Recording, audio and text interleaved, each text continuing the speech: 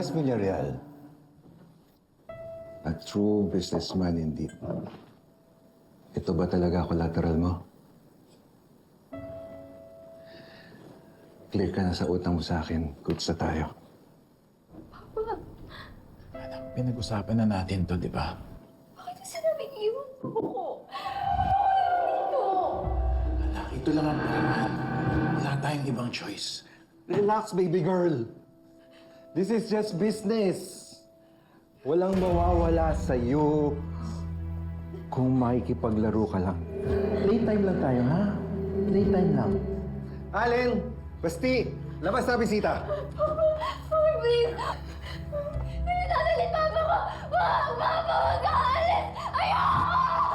Relax! Papa, huwag mo ako iwan! Papa! Papa!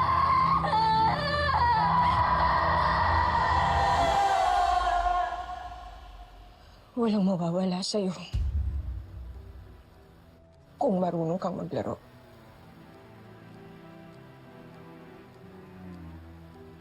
Hindi na ako magiging bayad utang.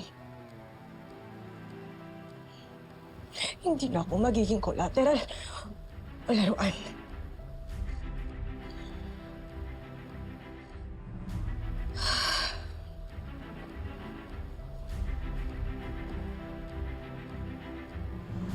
Ako na ang naglalaro.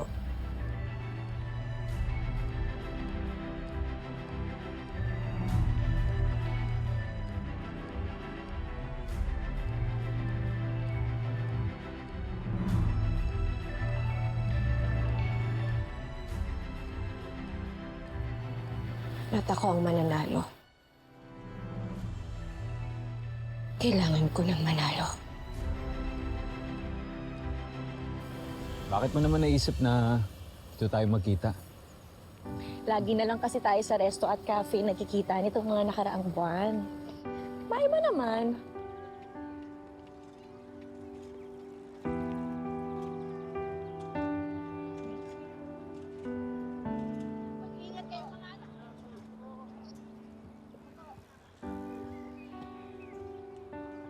Isa lang naman yan, kaya mo na.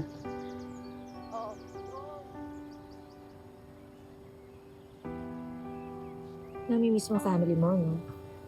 Bumalik na kaya sa inyo. Para saan pa? Para mag-clash pa kami ulit ni Dad? Ako hindi na. Okay na ako dito. Eh, paano naman ang mami mo? Matitiis mo ba siya? I'm sure sobrang namimiss ka na ng mami mo. Saka, huwag mo muna isipin kung mag-aaway kayo ng daddy mo.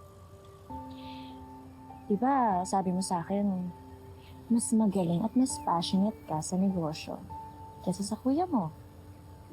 Ipakita mo yan sa kanya. Huwag kang papatalbog sa kuya mo, no? You should earn your rightful place sa family at negosyo niyo. Do you really think that? Hindi lang think. Alam ko. Alam ko na dapat ikaw ang tinitingala. Siguro kailangan mo lang ng taong makakakita kung gaano ka kasapat at kung ano ang kaya mong maging kapag kasama mo siya. Kaya mo?